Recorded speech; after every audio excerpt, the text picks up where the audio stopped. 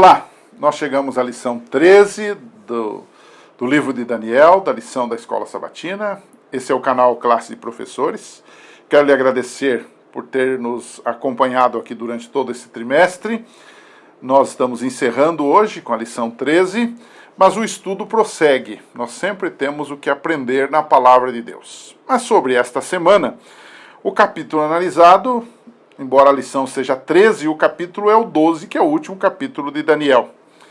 Há muita coisa para dizer sobre o capítulo 12 de Daniel, mas há 3 temas, e sobre esses temas é que nós vamos esboçar a nossa lição desta semana.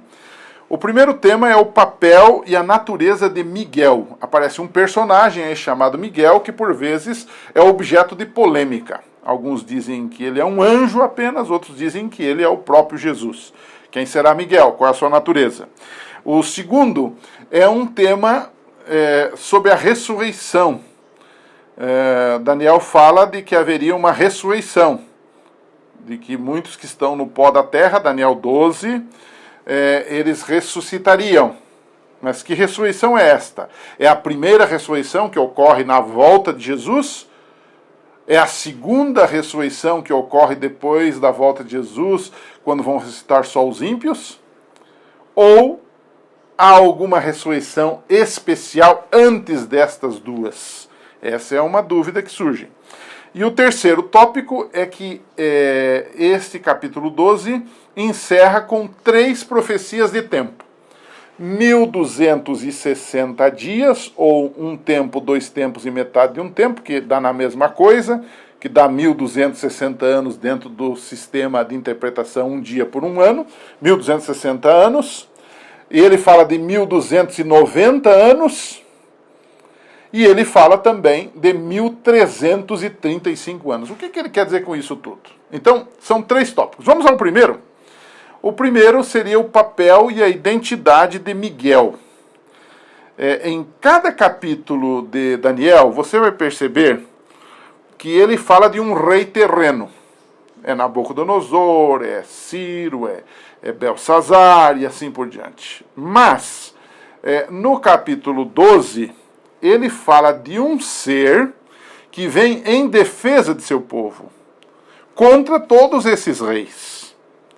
E ele diz, Miguel se levantará.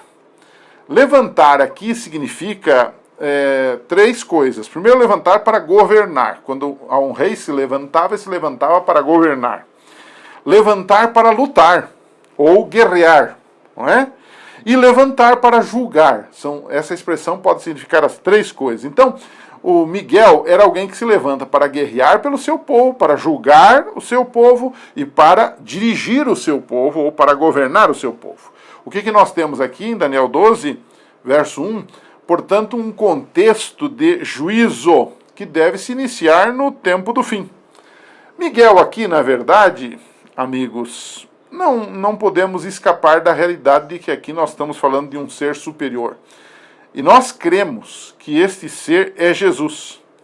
Em primeiro lugar, porque ele, no transcorrer do livro de Daniel, é ligado sempre a um guerreiro e governante, em oposição ao mal. Sempre é um príncipe, e Miguel também chamado de um príncipe, que vem para defender o seu povo, lá no capítulo 7, no capítulo 8, e assim por diante. Então, no capítulo 12, é lhe dado um nome a esse príncipe, que se opõe ao príncipe do reino da Pérsia, por exemplo, como no capítulo 11, que é o próprio Satanás. Então, fala-se aqui de um antagonismo entre 2 seres grandes. O diabo, porque ele era um anjo de Deus, apesar de ele ter caído, e Jesus, que é o único que pode, de fato, derrubar o diabo, não é? E o Apocalipse 12 fala de Miguel e os seus anjos lutando contra o dragão. Então não é um anjo qualquer. Subentende-se aqui que ele é alguém poderoso. Mas há outros argumentos também em cima desse assunto, né? Além de ele ser um príncipe que defende o povo no livro de Daniel, além de ele ser o Miguel que luta com o diabo em Apocalipse 12, ele é chamado de arcanjo em Judas 9. Lembra daquele episódio ali da ressurreição de Moisés, em Judas verso 9, que só tem um capítulo? fala de que ele é o arcanjo Miguel. Um arcanjo é mais do que um anjo. Ou seja, é surpreendente que quando você vai para Tessalonicenses, 1 Tessalonicenses 4,16, quando fala da ressurreição dos mortos, por ocasião da volta de Jesus, diz assim, que os mortos vão ressuscitar ao som do arcanjo. Ou seja, então não é um anjo qualquer, mas é o próprio Jesus que vai ressuscitar os seus filhos. João 5, 28, 29 diz assim, não vos maravilheis disso, porque vem a hora em que todos os que se acham nos sepulcros ouvirão a sua voz. Que voz? A de um anjo ou do próprio Jesus? Ouvirão a sua voz e sairão. Portanto, é uma voz poderosa, assim como aquela voz que disse para Lázaro, Lázaro, vem para fora. Essa é a única voz de um ser imortal que pode chamar alguém da morte para a vida. Mesmo um anjo não conseguiria fazer isto. Então, essa é a mesma voz do Filho do Homem, de João 5, 28 e 29. E para terminar, um outro argumento muito forte, é que a palavra Miguel em hebraico quer dizer quem é como Deus. Ou seja, quem é como Deus, a não ser o próprio Jesus, que é o Filho de Deus e mantém-se em essência igual a Deus? Então, não há o que fazer, ok? Então, esse é o primeiro bloco da lição. O segundo tema desta semana é a ressurreição. Mas que ressurreição seria esta? Daniel 12, 2 fala de uma ressurreição que muitos que estão no pó da terra ressuscitarão. Especificamente essa profecia de Daniel 12, 2 sobre a ressurreição refere-se não à primeira ressurreição, que é aquela que ocorre por ocasião da volta de Jesus, mas a uma ressurreição que ocorre logo antes da volta de Jesus. Ela está descrita implicitamente em Apocalipse 1,7. O Apocalipse 1,7 diz que Jesus vem com as nuvens e todo olho o verá, até mesmo os que o traspassaram. Ele está aí indicando que haverá uma ressurreição especial dos grandes inimigos de Jesus, como, por exemplo, os sacerdotes, Anás, Caifás e outros que mandaram matar Jesus, os soldados romanos, talvez Pilatos esteja ali, eu não sei, mas são os grandes inimigos da verdade, bem como os grandes amigos da verdade poderão estar ali para verem Jesus. Essa é uma ressurreição, digamos que especial, que ocorre logo antes, não sabemos quanto tempo, se horas ou dias antes da vinda de Jesus, da segunda vinda de Cristo, para então presenciarem os grandes atos de Deus. Porque Daniel 12 ele está inserido no contexto do fim. E ele está inserido também num contexto de, digamos, de ânimo para aquelas pessoas que vão lutar nesta guerra entre o bem e o mal, né? Então a ressurreição na Bíblia ela é uma promessa de Deus, mas nesse caso ela é especial porque são pessoas que estarão vivendo os últimos acontecimentos da história desse mundo e poderão ver Jesus voltando, enquanto que os grandes inimigos de Jesus, que já morreram, também precisam ver a glória, o poder e o domínio de Jesus, que eles tanto desprezaram quando, por exemplo, Jesus foi crucificado lá no final do seu ministério. Então, essa ressurreição aqui é a ressurreição especial. Embora, no capítulo 12, no verso 13, Daniel volta ao assunto da ressurreição, é feita uma promessa para Daniel, então aí sim você tem uma indicação da primeira ressurreição, a ressurreição do justo, que ocorre concomitantemente ao próprio dia da volta de Jesus, quando será a grande ressurreição dos justos, que é uma ressurreição que eu e você queremos e lutamos para estar lá, se por acaso morrermos antes de Jesus voltar. Bem, e o terceiro e último bloco, para a gente ir terminando o trimestre, terminando a lição, ele fala de 3 profecias de tempo. E ele, na verdade, repete um conceito que ele já fez no capítulo 7. Ele fala dos 1260 anos, indicando aí a supremacia papal, que começa no ano 538 depois de Cristo e vai até o ano de 1798. Foi um tempo de grandes estragos, digamos assim, para a Bíblia, para a palavra de Deus, para os ensinos verdadeiros, e colocados no lugar desses ensinos verdadeiros, ensinos criados pelo próprio homem e pela própria igreja. esse é o período de Idade de Trevas, que seria de 538 até 1798, que dá 1260 anos de supremacia.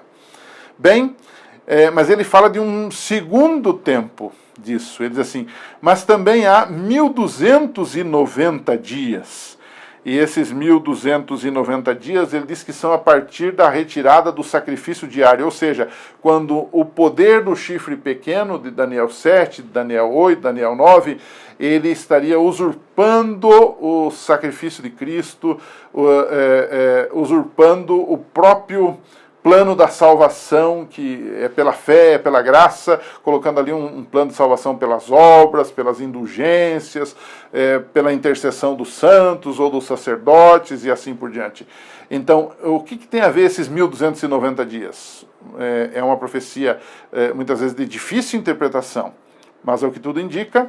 O que temos aqui é que se você tomar 1260 e acrescentar 30 anos, você não está indo além de 1798, você tem que voltar para trás. Então, você volta e você chega ao ano 508, quando um rei da França, o Clovis, se converte e ele dá, assim, essa adesão dele foi muito marcante, porque ele consolidou o poder papal a partir dali. Foi um dos primeiros passos na consolidação. Então, se você tomar 508 até 1798, você vai ter 1290 anos. E aí a profecia diz assim, e bem-aventurado é aquele que aguarda até 1335 dias. Então, se você tomar a data a partir de 508 depois de Cristo, com a conversão de Clovis, e você somar 1335 dias, em que ano você chegará? Você chegará a 1844, que é justamente o ano do início da purificação do santuário celestial, que é justamente o ano em que a reação de Deus ao chifre pequeno, ao poder político-religioso apóstata, que Daniel narra no capítulo 7 e no capítulo 8, tem lugar. Então o trabalho de Jesus começa a ser de fato visto pelo mundo e por todos. Então aí você tem essas três profecias. E o que aprendemos de tudo isso? Nós vamos terminar com alguns aspectos para você pensar. Em primeiro lugar, nós aprendemos que somente a justiça de Cristo, que é Miguel, acreditada a nós, pode ser a esperança de estarmos salvos e inscritos no livro da vida. Naquele tempo se levantará Miguel para julgar, não esqueça disso, para guerrear pelo seu povo e para governar o seu povo. Então, somente aqueles que entregam a vida a Cristo vão poder participar desse domínio de Miguel, desse domínio do reino de Deus aqui nesse mundo. Segundo ponto é que no tempo de angústia, Miguel estará conosco. Quem é como Deus? É o significado do nome de Miguel. Esse é o Deus Emanuel, o Deus que está sempre conosco. Eis que estou convosco todos os dias, disse Jesus. Até quando? Até a consumação dos séculos. Ele está comigo e com você, mesmo nas horas mais probantes, mais difíceis, mais probatórias. Ele está conosco. O homem pode nos fazer mal. Nabucodonosor e outros reis fizeram mal ao povo de Deus. Levaram cativos, eles sofreram muito, mas Deus foi o seu defensor. Ele os trouxe de volta para a terra prometida. E finalmente lhes prometeu não apenas a terra prometida, mas um Messias, que foi Jesus, que veio, que morreu, que viveu, que ressuscitou e que está hoje no santuário celestial intercedendo por nós. E aí uma coisa interessante que a gente aprende aqui também, que há um contraste entre o início e o final do livro de Daniel. No capítulo 1, o povo é entregue nas mãos de Nabucodonosor. Mas no capítulo 12, o povo é entregue nas mãos de Miguel. Então não importa o que nos fizer o homem, Deus nos receberá sempre em suas mãos e sob sua proteção. E a última coisa que Daniel 12 nos diz, especialmente os versos 2 e o verso 13, que tratam da ressurreição, é que a morte não é para sempre. A ressurreição é a promessa de Deus. Talvez você esteja enfrentando o luto pela morte de um ente querido. Isso não é o fim. Todos nós passaremos por isso um dia, mas não nos desesperemos. A mensagem para Daniel, no final do seu livro, foi clara. Você vai dormir, você vai descansar, mas você será ressuscitado. Essa mensagem não é apenas para Daniel, mas é para todos os filhos fiéis e leais a Deus. Porque o nome Daniel quer dizer Deus é o meu juiz. E o meu juiz é justo, e ele não permitirá que a morte seja o ponto final. Mas a morte é um hiato para vivermos para sempre com ele no lar que ele está nos preparando. Que Deus te abençoe. Que essa lição tenha sido uma bênção na sua vida. Seria interessante depois ainda falar com seus alunos e perguntar a eles quais foram as grandes lições que eles aprenderam nesse trimestre. Um abraço para vocês, se Deus quiser, nos encontraremos no próximo trimestre. Um abraço e até lá.